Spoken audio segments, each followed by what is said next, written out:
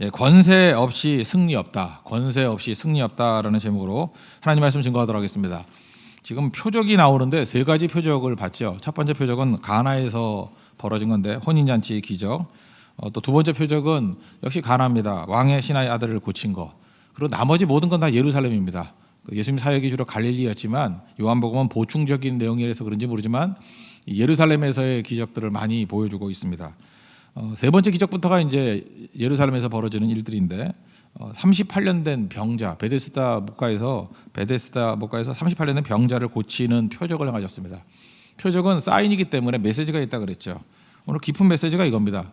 한번 보십시오. 이 사인은 아마 이거였던 것 같아요. 예수님이 메시아다라는 메시지였던 것 같아요. 그러니까 38년 된 병자가 고침 받으면 두 가지 반응 보여야 되는 거 아닙니까? 감사하다, 기쁘다. 또 하나는 이분이 메시아구나.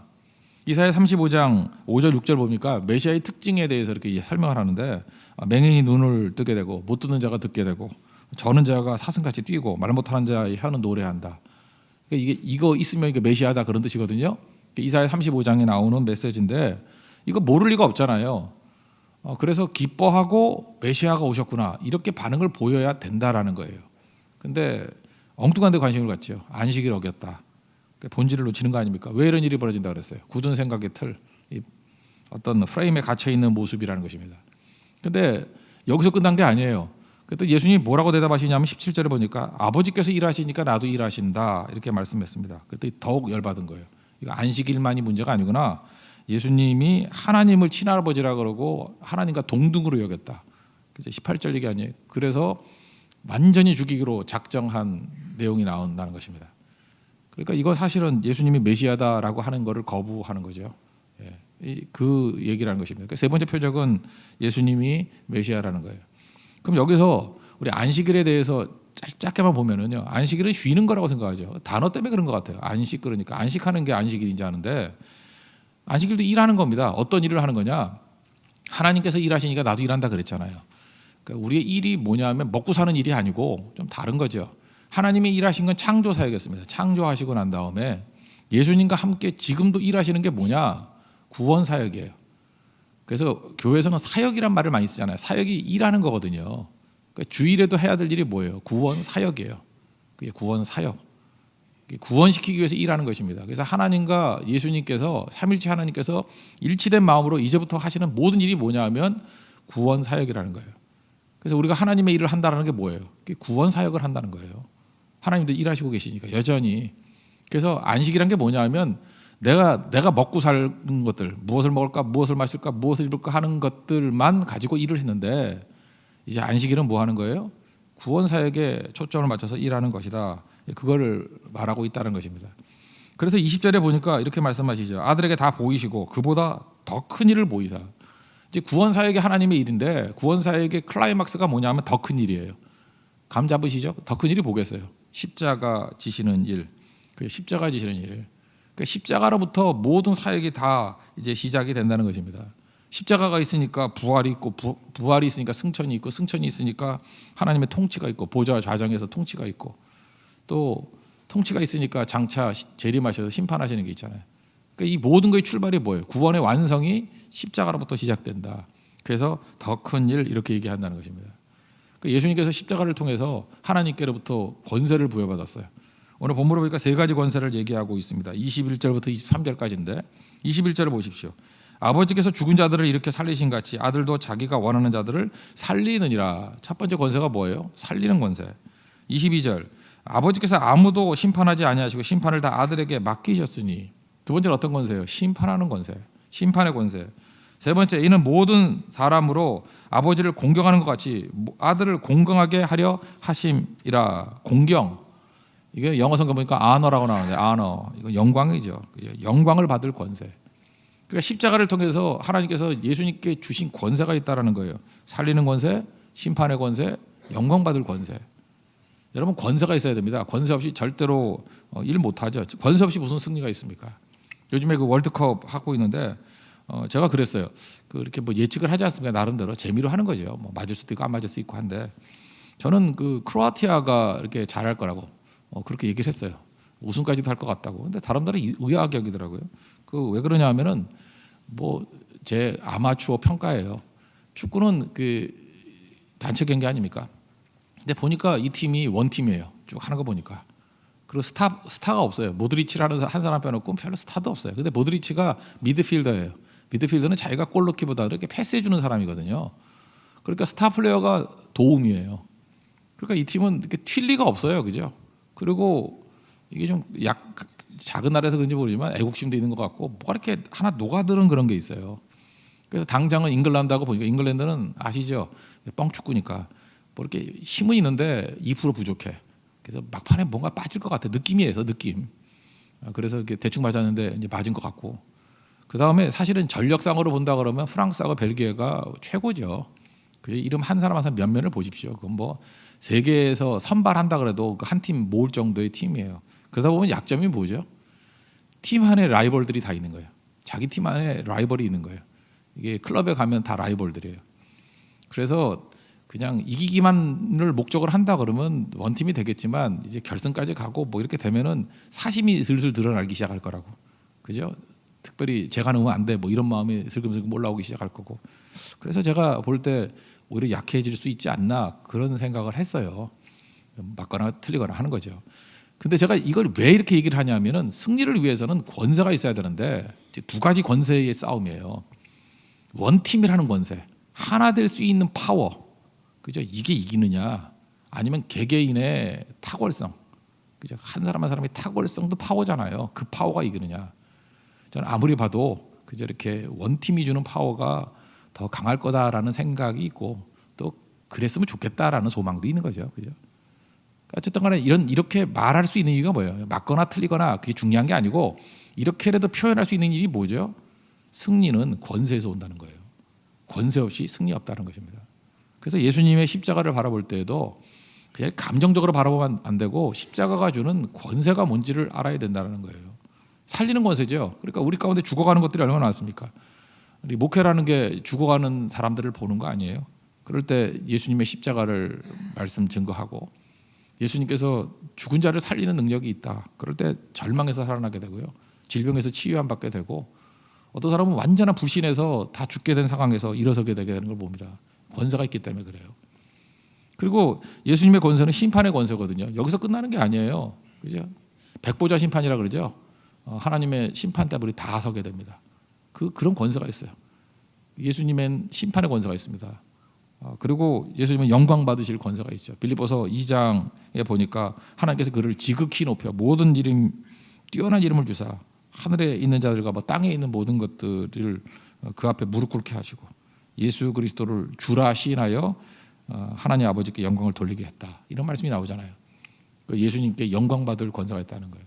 그러니까 우리도 예수님 따라가면 이런 권세가 있습니다. 죽어도 사는 권세가 있고요.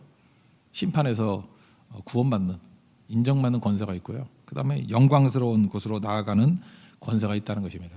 그럼 24절에 이렇게 되는 키가 뭐예요? 어떻게 해야 되죠? 24절 보니까 진실로 진실로 너에게 이르노니 내 말을 듣고 나 보내시는 이를 믿으면, 그러니까 듣고 믿는 거예요. 그러니까 우리가 뭐 죽어라 하는 그 키가 뭐냐면 듣고 믿는 것, 듣고 믿고 그러면 이 모든 권세가 임하게 된다는 것입니다. 좀 부연 설명하면 또 똑같은 얘기예요. 세 가지 결과가 나오죠. 이게 좀 같으면서 약간 좀 다른 거예요. 첫 번째 보니까 뭐라 그랬어요? 그 믿음은 영생을 얻었고, 아까 첫 번째 죽어도 살겠다고 그랬죠. 똑같은 얘기죠. 영생을 얻는 거, eternal life. 죄의 삭슨 사망이 하나님의 은사는 그리스도 예수 우리 주 안에 있는 영생이니라. 로마서 6장 23절. 그러니까 예수님 십자가 의지하게 될 때 무슨 권세가 있습니까? 사망을 이기는 권세가 있다라는 거예요. 오늘도 사망의 그림자가 여러분에게 밀어닥칠 때 십자가 붙드십시오. 그러면 모든 사망의 권세를 이길 수 있습니다. 여러분 믿습니까? 그 승리를 붙들어야 된다는 것입니다. 그리고 심판이죠. 히브리서 9장 27절 보니까 한 번 죽는 것은 사람에게 정하신 것이요 그 후에는 심판이 있으리니. 심판이 있습니다. 우리 여기서 끝나는 게 아니에요. 죽고 끝나는 게 반드시 예수님 앞에 마지막 서게 됩니다. 예수님 앞에 서게 될 때 뭐가 중요해요? 예수님 앞에 섰을 때 중요한 게 있다고요. 그죠? 그때 십자가 붙드는 거 외에는 우리가 구원받을 길이 없다는 것입니다. 여기 마지막에 보니까 사망에서 생명으로 이르는 일이라. 이것도 똑같은 얘기죠. 요한계시록 21장 8절을 보니까 두려워하는 자들, 이 지옥 가는 사람들의 특징을 말해요. 두려워하는 자들, 다시 한번 말씀드려요. 요한계시록 21장 8절 두려워하는 자들 지옥 간대요. 그러니까 두려움이 뭐예요? 십자가 안 붙들고 있으면 계속 두려움 가운데 빠져 있는 거죠. 이게 지옥의 백성이라는 거예요. 첫 번째가 두려워하는 자들이에요. 두려움이 만만한 게 아니라는 거 알겠죠? 두려움은 큰 죄예요. 왜 누가 두려움 가운데 머물러 있으래? 두려워하는 것은 형벌이 있다 그랬고 하나님께서 우리에게 주신 것은 두려워하는 마음이 아니라 그랬잖아요. 능력과 사랑과 절제하는 마음이라고. 그러니까 두려워하는 자들이 지옥 갑니다. 두 번째 믿지 아니하는 자들. 그러니까 믿지 않는 자보다 앞서 있어요. 물론 뭐 동의어가 막 섞여 있지만 두려워하는 자들, 두 번째 믿지 아니하는 자들, 세 번째 흉악한 자들, 네 번째 살인자들, 다섯 번째 음행하는 자들, 여섯 번째 점술가들, 일곱 번째 우상 숭배자들, 여덟 번째 거짓말하는 자들. 이렇게 여덟 가지가 쭉 나와요. 물론 이렇게 오버랩되는 게 있겠죠. 그들에게 임하는 게 뭐냐? 불과 유황으로 타는 못에 던져지리니 이것이 둘째 상황이다. 인간은 또 죽습니다. 이게 육체적인 생명이 죽고 그 다음에 지옥에 간다는 게 뭐예요? 영원한 죽음이에요. 영원한 하나님과의 단절이에요. 그죠? Eternal death. 둘째 사망이 있다는 것입니다. 말이 그렇지 여러분들 뭐 100년도 아니고 1000년도 아니고 영원한 지옥이라니까요. 근데 영원한 지옥의 형벌을 면할 수 있는 길이 뭐라 그랬어요? 성경은 십자가래요. 십자가의 파워래요. 그럼 우리가 뭐 평생 외쳐야 될 게 이거 아니겠어요? 이거 붙들지 않고 뭘 붙들겠어요? 뭐 부자 된다고요? 건강해진다고요? 그런 거 다 부수적인 것들이죠. 그거 위해서 예수님이 십자가 지신 게 아니라고요. 중요한 건 뭐예요? 지옥 권세를 무력화시키는 겁니다. 인간에게 당면한 문제가 있어요. 죽음의 문제, 심판의 문제, 지옥의 문제. 이거 해결이 돼요? 다시 말합니다. 우리가 당면한 문제가 있다니까. 육체적인 죽음의 문제, 심판의 문제, 지옥의 문제. 이거 해결책이 있냐고요? 없잖아요. 근데 이거에 대한 해결책, 유일한 해결책은 십자가에 있다는 것입니다. 그러면 이 십자가의 능력이 우리 그러잖아요. 뭐 믿으면 구원받는다고. 근데 구체적으로 믿으면 구원받는다는 게 뭐예요? 듣고 믿는 거예요. 그럼 듣고 믿는 게 뭐냐? 듣고 믿는 게 뭐냐? 요거를 조금 더 세분해서 얘기한다 그러면은 오늘도 이 38년 된 병자를 통해서도 할 수 있겠죠. 첫째는 이해하는 거고, 두 번째는 영접하는 거고, 세 번째는 신뢰하는 거예요. 그게 듣고 믿는 거예요. 이해라는 건 뭐냐 하면 내용을 알아야죠. 그러니까 맹목이 아니죠. 예수님 믿습니다. 어떤 사람이 그런 얘기를 하더라고요. 믿음의 반대말은 믿습니다래. 무슨 말인지 알아요? 믿음은 내용이 있는 거고요. 이해하는 믿음. 그게 믿음의 반대말은 믿습니다. 아무 생각 없이 믿습니다. 그러니까 흉내내야 되는데 믿습니다. 이거 그죠? 맹목적이라는 거죠. 그 말뜻을 알겠어요? 뭘 믿어? 그러면 모르는 거예요. 뭘 믿어요? 내용이 있어야죠. 지금 예수님께서 정확히 내용을 얘기하잖아요. 하나님이 일하시니 나도 일한다. 하나님이 일하는 내용이 뭐예요? 구원사역이다. 구원사역의 완성을 위해서 아들을 보내셨다. 그죠? 상의해서. 그래서 그 뜻대로 순종한다. 그 시작이 십자가다. 그럼 십자가를 통해서 나타나는 권세가 있는데 그 권세가 뭐냐? 살리는 권세, 심판하는 권세, 영광받을 권세가 있다. 그러니까 죽음도 이기는, 영생 주는 거고 심판도 이기는 거고 그 다음에 지옥의 형벌도 이기는 거다. 뭐 당연한 거 아니에요? 이걸 다 아는 거죠. 이해가 있어야 돼요. 그래서 이런 말씀을 들으면 별 관심이 없고 그러면 그건 믿습니다라고요. 믿음이 아니고 내용이 있어야죠. 뭘 믿어요? 이걸 믿어야 된다는 거예요. 여러분 연세 드신 분만 아니라 뭐 젊은 사람도 마찬가지예요. 우리 안 죽어요? 죽음의 문제 해결해야 된다고. 심판의 문제 다 하나님 앞에 서요. 다 하나님 앞에. 그때 뭐 딴 거 뭘 주장할 거예요? 뭐 내가 공로 주장할 거예요? 내가 얼마나 잘났나? 뭐 돈 많았나? 그거 주장할 거예요? 십자가 믿습니다. 그거에 십자가 의지합니다. 그래야 심판을 이긴다고요. 그거 아니면 지옥 가요. 두려워 떨면 지옥 간다니까요. 볼 것도 없어요. 그 바보 천치지. 그거 안 해놓고 뭘 하려고 그래 지금. 가장 긴급한 문제가 그건데 교회가 해야 될 일이 뭐예요? 가장 긴급한 사역이니까 구원 사역해야죠. 구원 사역. 정신 차려야 돼. 정신을 못 차리고 엉뚱한 일 하고 있다고. 이거 왜 이거 하자고 보낸 거 아니에요. 하나님이 지금도 일하고 계세요. 무슨 일하고 계세요? 구원 사역.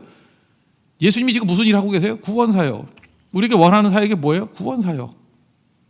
그거라고요. 이해야지, 이해. 근데 이해는 다 했는데 영접해야 될 거 아닙니까? 이해, 납득한다고 다 되는 거 아니죠. 이게 마음문을 열고 그렇습니다 하고 받아들여야죠.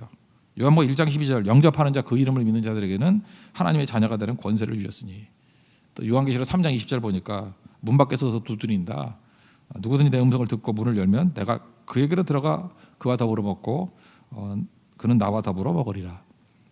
영접이에요. 마음을 여는 거. 그렇습니다, 예수님. 그 영접한다고 다 되나요? 먼저 들어야 되죠. 이게 듣고예요, 이해. 그 다음에 믿고, 이것까지가 영접인 것 같아요. 근데 믿음에는 한 가지가 더 포함되어 있는 거예요. 신뢰, 트러스트.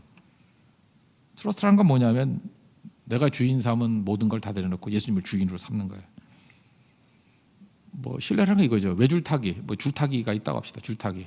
뭐 이렇게 좀 높은데 한 3m쯤 높은데 그 줄 잘 타잖아요. 저 사람이 줄타기 달인인데 줄 타는 것을 믿습니까? 예, 믿습니다. 그 다음에 또 그러는 거예요. 뭐 이렇게 무거운 짐도 두고 하고 저 사람이 한 사람을 업고 이렇게 줄 타는 것도 믿습니까? 예, 믿습니다.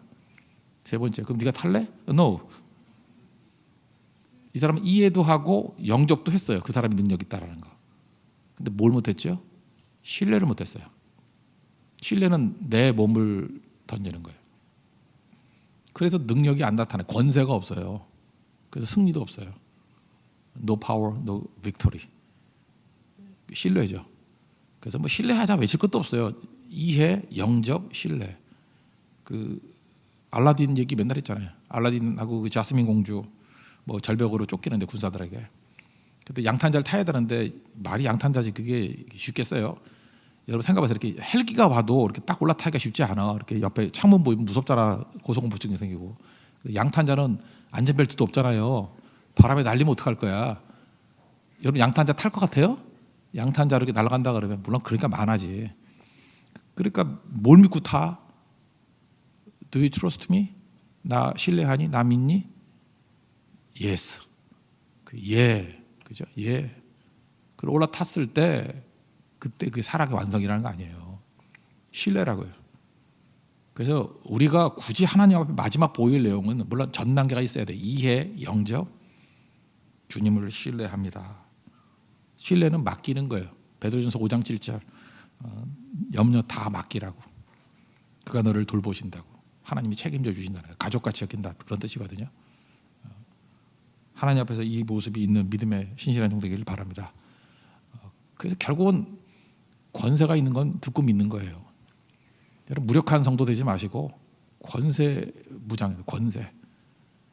크로아티아 얘기했잖아요. 그게 원팀이 되는 권세가 있다고. 교회는 더한 권세죠. 성령 안에서 하나 되게 하는 권세가 있잖아요. 우리에게는 그 예수님을 믿는 능력을 의지해서 기도하는 권세가 있잖아요. 부르짖으면 되잖아요. 그죠? 우리에게 구원의 사역의 권세가 있잖아요. 권세 사용하십시오. 십자가 붙들고.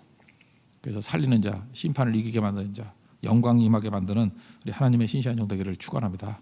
예, 모두 자리에서 일어나겠습니다. 십자가 그 사랑 그리고 연속해서 내가 주인 삼은 모든 것 내려놓고 계속해서 찬양하고 기도하겠습니다.